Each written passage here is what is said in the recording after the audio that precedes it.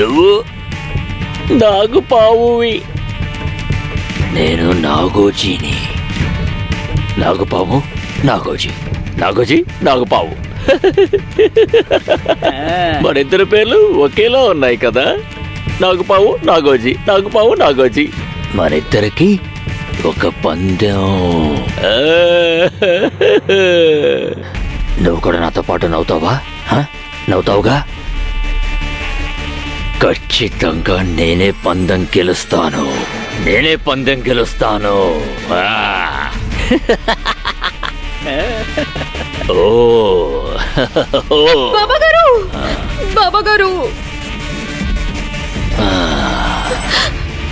బాబాగారు, బాబాగారు, బాబాగారు, మా మీద మీద యాదాక్షిణ్యాలు ఉన్నప్పటికీ కష్టాలు మమ్మల్ని వదలట్లేదు. ఏం జరిగింది? ఆ సగ్గు నా స్థానాన్ని లాగేసుకుంది. ఇక మా అమ్మనైతే తన చేతిలో కీల బొమ్మను చేసుకొని ఆడుస్తోంది. బాబాగారు, దిగు ఇప్పుడు మన అదుపులో లేడు. ఆ సగ్గు పెట్టి చిత్రహింసలు భరించడం వల్ల కావట్లేదు. బాబాగారు, నన్ను రక్షించండి బాబాగారు. జై జింగ్రోబా, జై జింగ్రోబా. మనోరమ్మ నా ప్రధాన శిష్యురాలు. నా శిష్యురాలకి ఏదైనా కష్టం వస్తే చూస్తూ ఊరుకోను. నేను ఆ సక్కుని వదిలిపెట్టను. అది చేప ముళ్ళలా నా గొంతు కడ్డం పడింది. నేను చేతులు ముడుచుకుని కూర్చున్నానని నువ్వు పొరపాటు పడకు. నేను అంతా చూస్తున్నాను. ఇక్కడే ఉండి నేను సమస్తం చూస్తాను. ప్రస్తుతం నేను సరైన అవకాశం కోసం ఎదురు చూస్తున్నాను. ఒక్కసారి అది నా చేతికి చిక్కిందంటే కుప్పట్లో ఇలా బంధిస్తాను. బాబాగారు,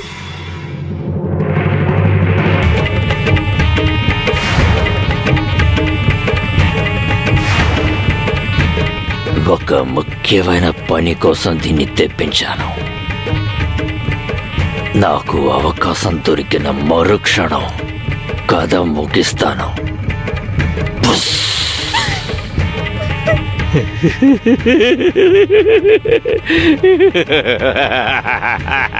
జై నాగోజీ బాబా, జై నాగోజీ బాబా. అమ్మా, ఇప్పుడు నీ చేతులకి మంట తగ్గింది కదా? నిజమేనే యమునా. చూస్తూ ఉండండి, త్వరలోనే మీకు నయమైపోతుంది.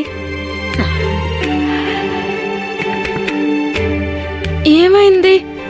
నేను తప్పుగా మాట్లాడానా? అరే యమునా, నీకు ఎంత చెప్పినా అర్థం కావడం లేదు. నువ్వెందుకు నన్ను మీరు అని సంబోధిస్తున్నావు? నువ్వు అనొచ్చు కదా.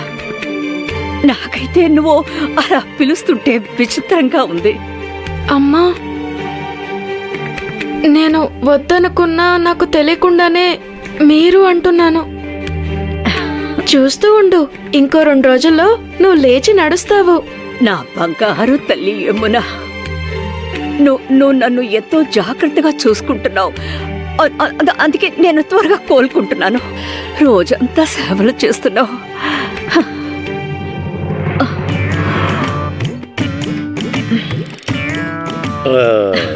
సకు, పనిలో ఉన్నావా?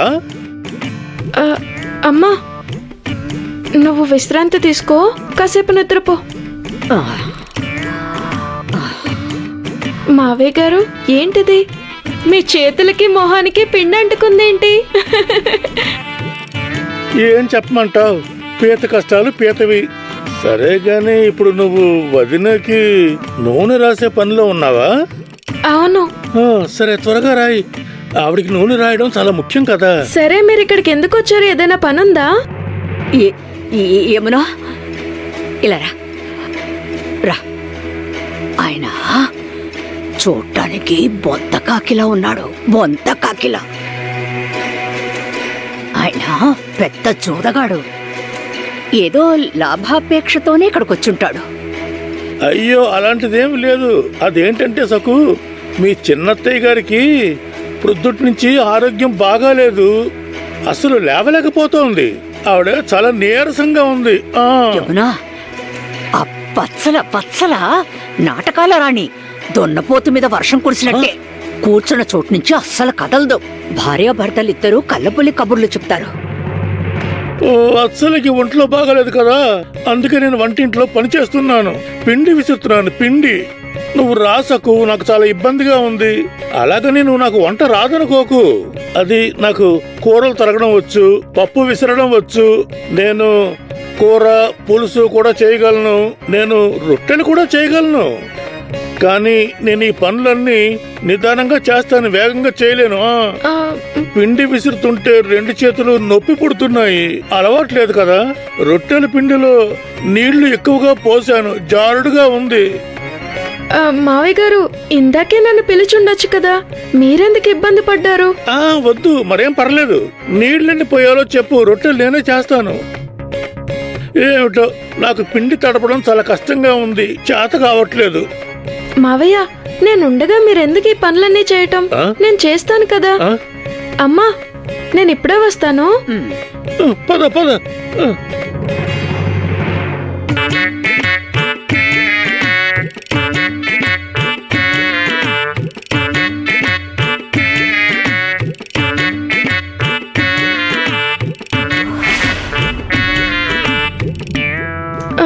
మావయ్య గారు, మీరు నన్ను ముందే పిలిచుండాల్సింది, నేను చేసి పెట్టేదాన్ని. అయ్యో సఖు, నువ్వు మీ అత్తయ్య గారికి దగ్గరుండి సేవలు చేయాలి కదా. అయ్యో, ఇవన్నీ పురుషులు చేసే పనులు కావు. మావయ్య గారు, మీరు బయటకెళ్ళి కూర్చోండి, వంట పూర్తి చేసి గది సర్దుతాను.